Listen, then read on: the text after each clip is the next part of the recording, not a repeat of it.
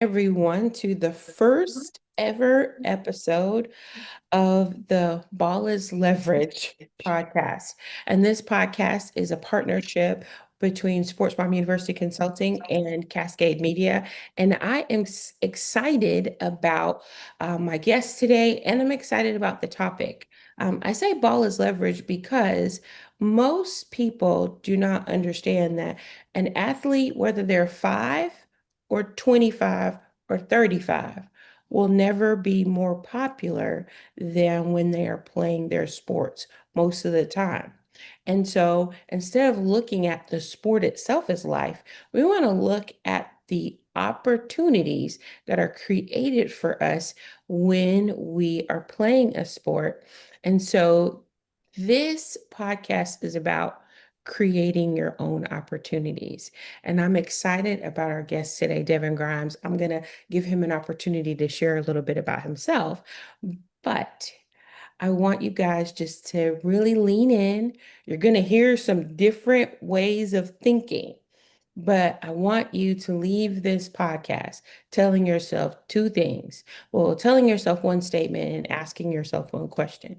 I want you to leave this podcast telling yourself, ball is leverage, not life. And I want you to leave this podcast asking yourself, what can ball do for you? So, having said that, Devin, I want you to take us back to little Devin 5. So, when you started your journey, when you were little, what did you think you were going to be when you grew up? All right. Good morning. Not good morning. Sorry. What is this? Good evening to all my good people out there. So we'll go back to little five me playing good old baseball at Parkwood in Nashville, Hey, Tennessee. they just had a team go to the Little League World Yes, they Series. did. They sure did. Shout out to Shout out to Parkwood. Parkwood. And shout out to the historic change that they're making over there. Got a lot of huge changes that are about to be made to that park for the better and for the youth. So yeah, that's where it all started. Was good old Parkwood is where I originated as far as like being a sports athlete and learning how to be collective as a team and knowing what it takes to be a good teammate and knowing, hey, sometimes you can't bat first, sometimes you can't get on base, sometimes you're not going to play today. So just learning those type of things as an athlete, and that right there is was so much fun. And it didn't I guess it's not really say it didn't last long, but it lasted up until high school, and that's when I stopped playing, like an actual baseball sporting competitive wise. But just because you stopped playing, that doesn't mean that you stopped creating opportunities, That's right? right. That is right. So you leave high school, where do you go? After that, it was a community college just because I didn't really see myself going to a big school, like wasn't really that invested in the whole college hype. So, wanted to stay busy and was able to get a good break off on as far as going to school at a community college. So ended up doing that, and from there it was like, all right, let's make a pivot. My mother always said you will be one of the best sports analysts there is.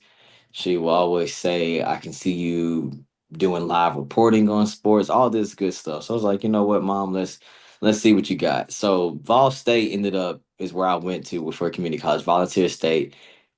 Started there doing media sports writing, and then public speaking. Well, those two hand in hand is what really made me realize, like, okay, yes, I do have a gift in this, and it is something that I enjoy doing. Let's take it head on.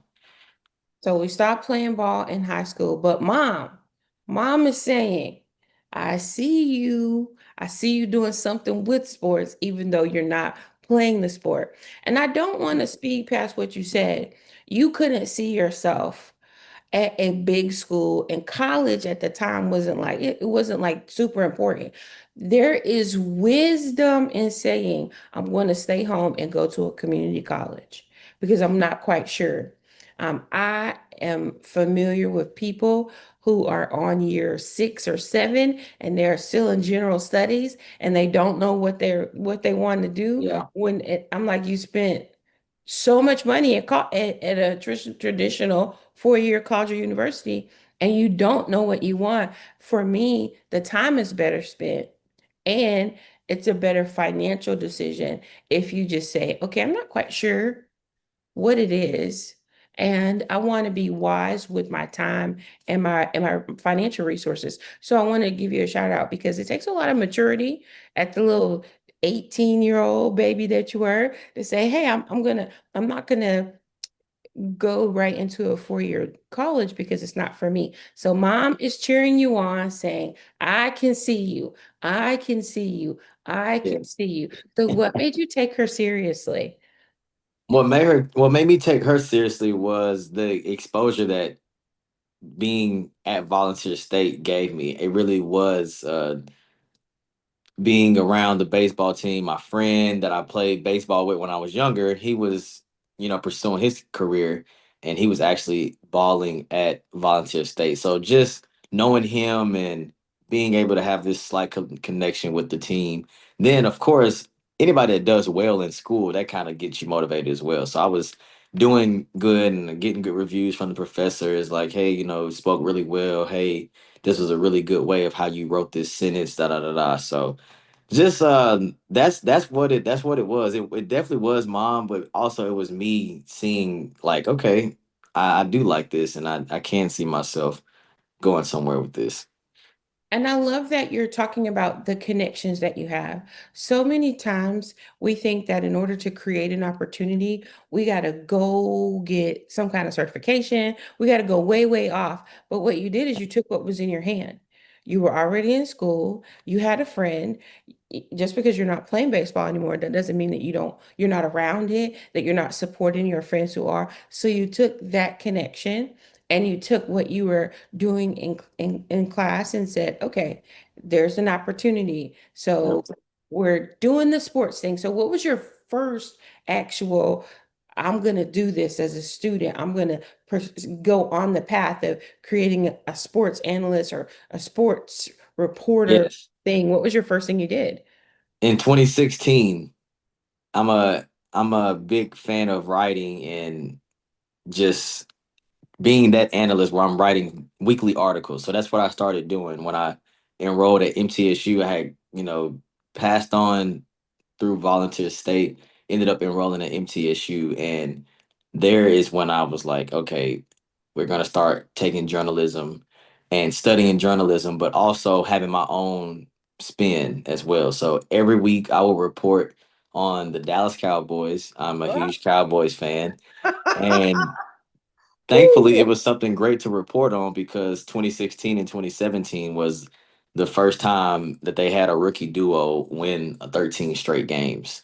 So it was awesome to report on that, and that's where it started. And I was doing weekly reviews on each game Sunday and taking it from there. Wow. And so when you were doing the reviews, where were they going? Were Oh, straight on the Facebook. They're still on there. Oh, that's awesome. Yeah, Talk about betting on yourself. So yeah, again, you took what was in your hand. You said, okay, I might not be an employee of, oh my gosh, my brain, the Tennessean. I was like, what yeah. was I thinking about that? I'm thinking commercial appeal. My brain is like commercial appeal. I'm like, I no, was thinking MLB that's Network or something like that's Memphis. No, that's Memphis. that. But like you didn't say, well, oh, I have to, work with USA Today. I have to do something for the Tennessee and I have to do something with the Leaf Chronicle. Or you said, "Yeah, okay, I want to write. And I'm going to take what I write and I'm going to put it on my Facebook page for the public to consume." And Yes, boy, everybody on Facebook got an opinion or two or three. that's right. So were you consistent with that? Definitely was consistent. I will say I was only consistent for that year. Only for that year, I was consistent. I did not do any more other than that. Like I didn't write on it next year or anything. But I will say that me being persistent in doing that and having that desire, like, hey, I'm gonna do this week in and week out, it did lead to me working with the newspaper, the student newspaper at MTSU. Okay. Yeah. Sweet. Okay, so Super so sweet. it went from Facebook to the student To like the publication actual publishing with student with a newspaper. byline and some creds. I love this Oh for yeah. us. So big Okay, shout out to MTSU sidelines. that is amazing. I love Yes. that. And so you're with the sidelines, you're writing. What's the next step? It was how do I get my foot in the door? Really, I got my foot in the door through a friend that was, hyping me up saying, "Hey man, I know you like photography. You need to go to this meeting. They're meeting about, you know, it was there's a fashion show going on, and my buddy wanted me to meet with these people that was a part of that newspaper. And then from that, the lady said, "Oh, you do sports pictures. Let me introduce you to the sports part of the newspaper." So newspaper had all this. They had lifestyle, they had music, they had travel. We were reporting on everything. And I ended up getting the sports media. That is so funny. I tried to mute everything and it still popped up. That is sorry about that. No worries. Yeah, so that right there is kind of where it happened at. Um and that's what kind of took me to where I'm at, today was MTSU sidelines, just having that like drive Let was me pretty let me much it. back up because you didn't start with photography. You started writing. And so then you're writing, but You're right. you have a friend, and your friend knows that you're into photography. Did anybody at MTSU sidelines know you were into photography? They did not. They thought I was a writer. So here's the thing: you were a writer because you were consistent and you were writing. Yes. So you were a writer. As if you when you listen to this podcast, I want you to understand. I want you to see how simple.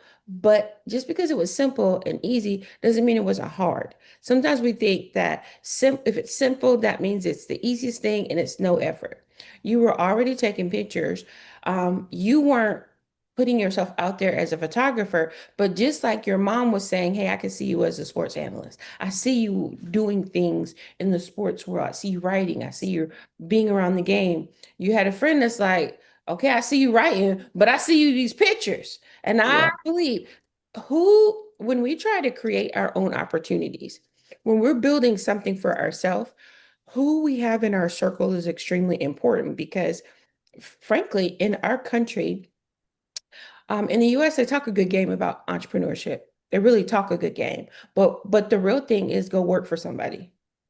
And when you're creating your own opportunity to say, okay, I'm going to build something for myself, it's probably the scariest place to be in our country because there's not really a lot of support out there for those of us who are creating something for ourselves. We got to go find our people. Like they're not just out there like, hey, we're over here. Most of the time it's, hey, go work for somebody. You got a talent, go let somebody else pay you for the talent. So I do want to take a moment to let people know we can all create our opportunities, but some of us never do because we don't have the right people in our circle. So kudos to your mom and to your friend who said, hey, there's a meeting and you really need to go over Yes. there and take some pictures. So we go to the meeting and what happens? We go to the meeting and right on spot, the editor of that newspaper for the sports edition, he was like, "Yeah, we're all set." So that led to me starting to cover. And the beautiful thing about this is we're covering MTSU athletics, so you're covering D1 athletes. That's why MTSU is the number one program for journalism, just because it's endless amount of resources. So that was that. We started reporting on games, and as I reported, I made sure every time that I was doing my best, making sure like, all right, this is key point, and then right after the game, getting my two quotes that I need for my article, and we're taking pictures and we're reporting on the news, and now we're photojournalists. So you double duty and you take the pictures and you write the articles. I am impressed. Oh yeah, I actually have published work that says story and photo by Devin P. Grimes. I'm gonna need you to say that with your whole chest out there. Oh yeah. Published. You are published. You're an official photojournalist. So let me ask you this. When you so most people, I hope they're hearing you say this started in 2016. So we're 2025. You have 9 years in the game, almost Oh 10 my years in the goodness. I game. can't wait. I can't Almost wait. I'm already saying 10. Ooh. you're not 10, you're getting on 10 years in the game. So what is your like when you look back, because I know MTSU isn't where you end up. So we're just gonna go from start to MTSU. What is your moment that you're most proud of from the start of your journey to the time you got to MTSU? Wow. The moment that I'm most proud of. Yeah, the moment you're most proud of. It can even be the photo that you're most proud of. Yes, the moment that I'm most proud of is when I had just traveled to New Orleans, Louisiana for the R&L Carriers Bowl that featured Appalachian State versus Middle Tennessee State. And that right there was a real highlight in my career with MTSU because I was traveling to a bowl game and all of this stuff was happening. It's so in depth. I had just got on Forbes with the famous producer Tay Keith, so I just did some work with him. And as I'm traveling back from New Orleans after just shooting a bowl game, which who does that? You know, like looking at what's going on with this photojournalism career, and boom, I'm driving back into Nashville, and I'm looking while I'm driving on the interstate, and I see my photo on a billboard. Yeah. So, Did you stop and take a picture of the billboard? well, my dad was driving, so he was ready to get home. So he was like, ah. So no, he did not stop. But I for sure got in my own car and went back that same night and drove and sat there and looked at it. Yep, I sure did. Yeah, because not everybody's on the billboard. So we're at MTSU, we shoot the bowl game. So where does MTSU take you? Where's the next step in your journey? MTSU took me, I graduated and that pretty much kind of, I finished in 2019 is when I graduated. So MTSU brought me all the way to just like how to be professional, how to go about things, how to be in certain rooms, and that right there led to unfortunately it was COVID the next year, and a lot of things were out of whack, and I still was able to land a job with the Tennessee Titans. So it all it all worked Okay, out. listen, I'd say that with your chest. So you went from the MTSU Blue Raiders to the Tennessee Titans. We in the NFL, we in the league. We're in the Let's get in league. the league. Ball So is leverage. yes, what was that like? It was weird, because it was COVID, so it wasn't like the full blown experience. I was just doing more of like a marketing photographer, kind Okay. of working with the cheerleaders and the mascot, things of that nature. So yeah, So, but again, how many photographers get to work with the professional teams? that's right. Still to this day, So it's not, even though it was a different experience. So what would you say? What's your, if you look back on your career, your time with the Titans, what's your favorite shot you took? my favorite shot that I took with the Titans would probably be one when we were at Fort Campbell in Kentucky. It was a shot that we had did with the mascot and a couple of the people that were stationed there. So it was awesome. That kind of was like one of the most fun, just because of the emotion behind it, knowing where we were and how we traveled to go and visit these people. It was Hey, I'm an army rat, so yes, anything that um people do to uplift the troops, yeah, I'm all yes. for that. I'm totally all for that. And Fort Campbell historically they've done a lot of deployments and rotations in different places. So yeah, definitely all for that. Yeah, that was definitely my favorite. So we go from MTSU to the Titans, and then where did the Titans take you? The Titans took me, well, after that, like I was really in like this weird situation where I had another job opportunity in Tallahassee, Florida with the Florida A&M Rattlers. And Yes, we fam. love we love our HBCU strike and strike again. So it was a real tough situation. And of course, being from Nashville, Tennessee, my mother, of course, was not about that. She was like, this is Tennessee, is big TSU over here.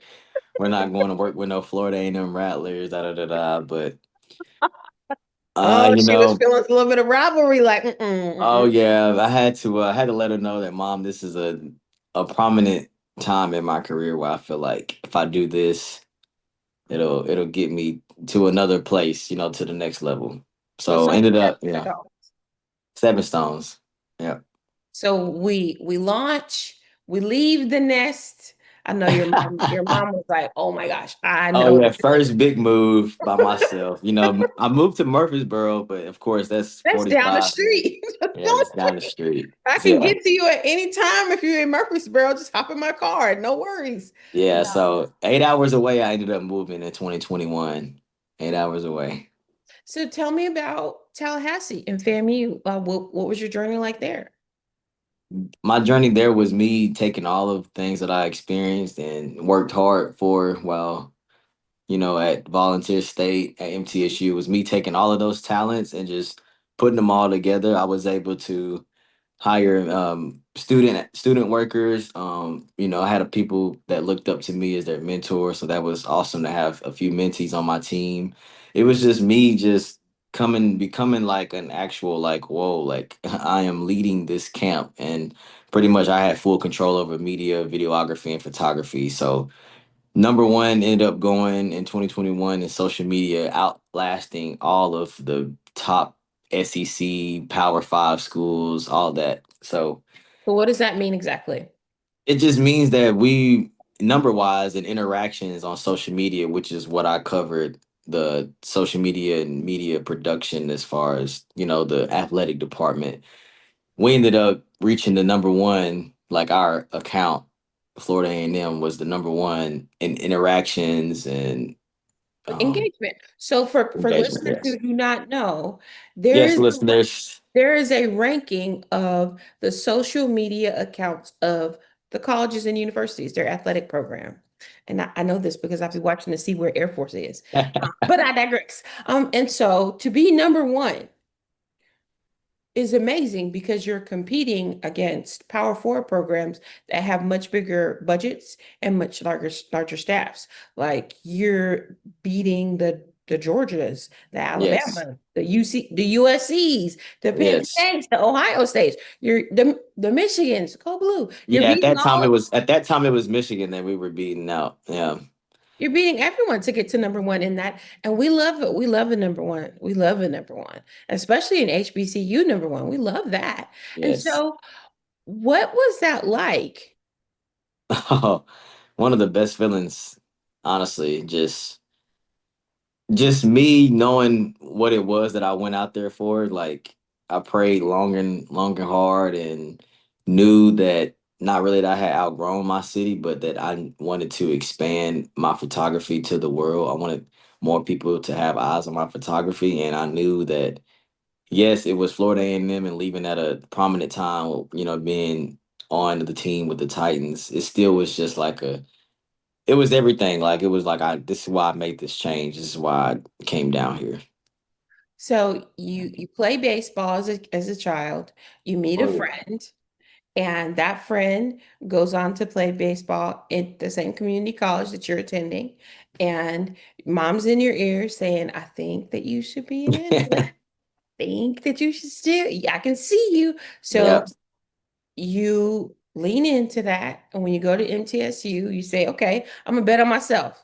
I'm on for a year. I'm going to write, and I'm gonna write about the Dallas Cowboys. And I'm gonna put it out there on my Facebook. And I'm gonna keep betting on myself and I'll be consistent. And you take that and then you go and then you're an official writer at the MTSU sidelines. And then another friend is like, I know you take the pictures.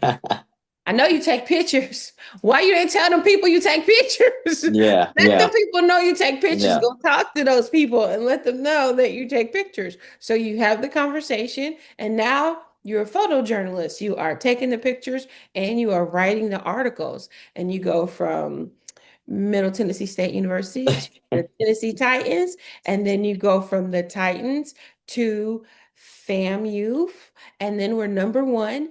And so Wow. talk to us about, I know you're still traveling judiciously to different games, but talk to us about where you are going now, your newest Yes. venture. Yes. So we had to figure out what it was going to be because of course when you take a break. If people don't know, you know that sports is kind of like a revolving door. You know, there might be a door that opens, might be a door that sometimes, like, I don't know, it may open up a little bit and it closes real fast. There's so many things that go through. So it was to the point where, okay, I know how hard it is to get into the sports industry and how to keep a job and whatnot. So I was like, I need to figure out something on for myself, somewhere I can, put my own credentials in and not have to be, on someone else's team, which is nothing wrong with that by any means, but that's where I'm at now. My newest venture just have not yet, but soon will be a launched sports What are you media launching? platform. What's it called? It's called Vital Sports Daily. And Let yeah, me go. there. Well, from there, we'll be giving you live updates of sporting events, but of course, we'll be highlighting certain athletes, those that did not make it to pro, those who probably did make it and didn't have the career that they thought they wanted to have, but really just highlighting all athletes and just giving a quick spiel into their life and their journey on being an athlete and using ball as leverage. And it's pretty much it. So I love that you are doing many movies and documentaries on athletes that are lesser known. And the reason I love this is because very seldom do athletes have an opportunity to create their own narrative.